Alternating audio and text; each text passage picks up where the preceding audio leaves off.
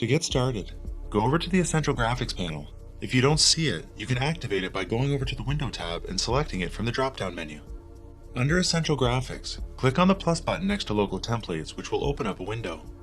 Search for the MOGRT file on your computer, and once located, click on Select Folder. If you expand Local Templates, you will now see your folder listed, which you can then click on to isolate just these files from all the rest that you might have. You're now free to click and drag these MOGRT files directly onto your timeline. If you click on the MOGRT file and go back to Essential Graphics, under Edit, you will see various options to make changes to that specific MOGRT file. How to change the aspect ratio of a video in Premiere Pro. The first way to change it is to head over to Sequence, then Sequence Settings. Let's say you wanted to turn your video into a social media format like 9:16. Then you would change your frame size to 1080 by 1920. Doing it this way will still require you to adjust the scale and position of your clip to line up your subject. A much faster way to do this is to highlight your clip and go to Sequence, then scroll down and click on Auto Reframe.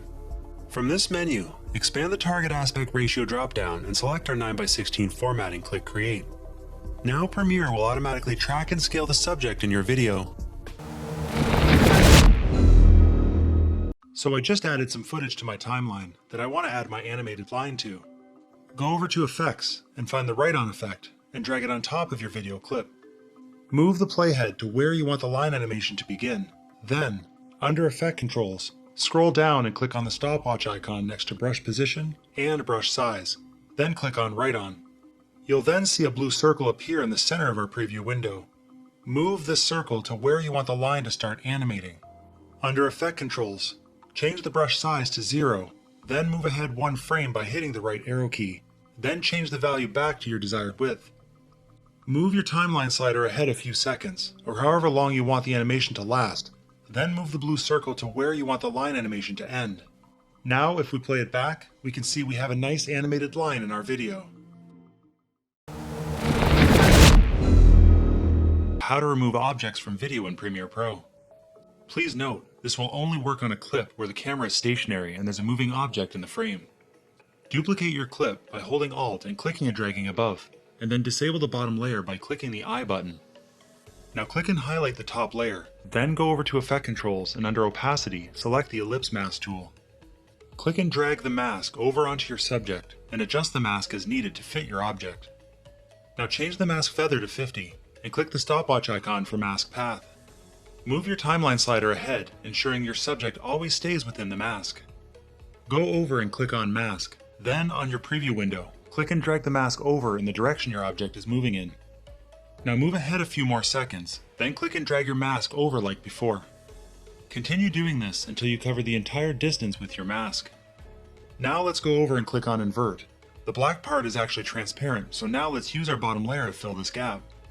Let's enable the bottom layer, then move ahead a few seconds into the clip and make a cut on the bottom video by hitting Ctrl K.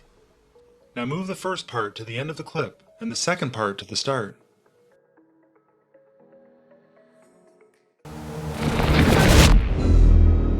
How to create this 3D spinning logo in Premiere Pro.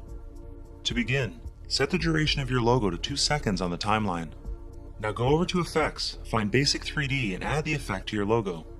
From the start of your clip, go over to Effect Controls and click on the stopwatch icon next to Swivel.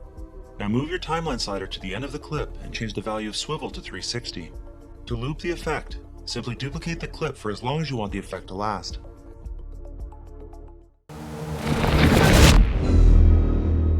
So I just added a video clip to my timeline, and I'd like to show you how to add a basic zoom in and zoom out effect to it. Double-click your preview screen, and a blue circle will appear in the middle. This is your anchor point. Click and drag this to where you want the zoom effect to focus on. Starting from the beginning of the clip, go over to Effect Controls and click on the stopwatch icon next to Scale, which will add a keyframe.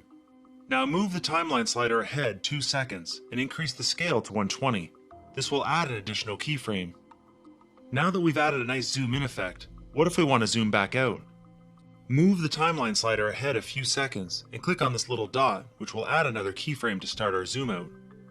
Now move the slider again ahead about 2 seconds, and then go back to Effect Controls and change the value of Scale to 100.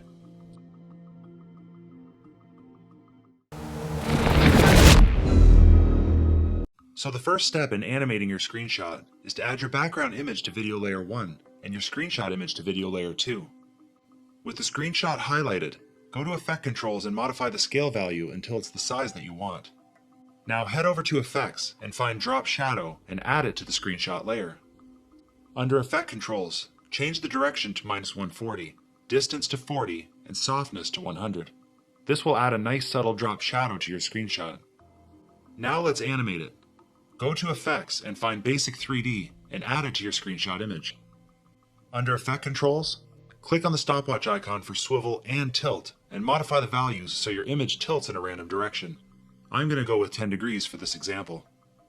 Now move the timeline slider to the end of the clip and change the values again so the screenshot moves into a new direction.